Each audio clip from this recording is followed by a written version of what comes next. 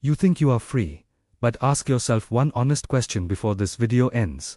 Who decided what you desire, what you fear, and what you call success? You were told freedom means choice, but nobody warned you that the most effective control never uses chains. It uses comfort, distraction, and permission. Today, you can choose what to watch, what to wear, what to buy, and even what to believe.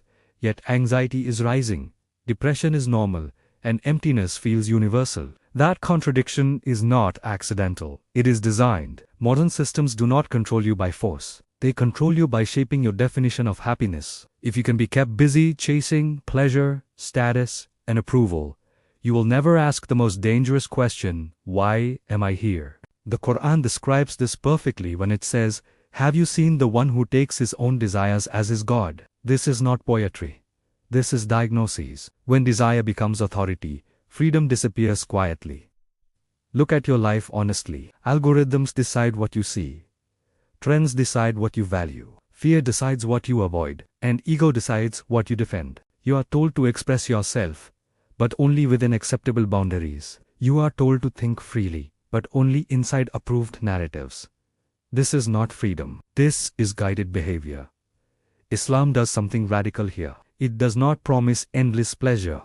It promises clarity.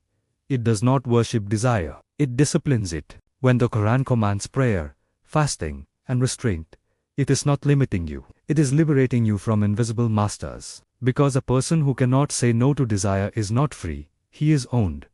That is why modern society fears self-control. A controlled appetite is dangerous to a system built on consumption. A disciplined mind is dangerous to a system built on distraction. A believer who bows only to God cannot be easily manipulated by fear, trends, or power. This is why faith is marked, reduced, and rebranded as outdated. Not because it is false, but because it is uncontrollable. The Quran says, indeed, the soul constantly commands evil, and modern psychology now agrees.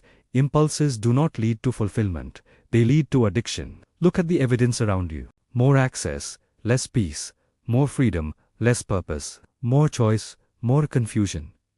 Islam does not deny choice. It gives it meaning. It teaches that real freedom begins when you stop being a slave to appetite, validation, and fear. That is why the Prophet Muhammad was the freest human being in history, while living with the least material excess. He was not owned by wealth, status, or public opinion. Ask yourself honestly, if everything you enjoy was taken away tomorrow, attention, comfort, entertainment, who would you be? If that question makes you uncomfortable, it means something other than God is controlling you. This channel exists to expose invisible cages, and to remind you that truth does not shout, it tweets. If this video disturbed you, good. Awakening always does. Stay here. Subscribe, because the next question will be even harder.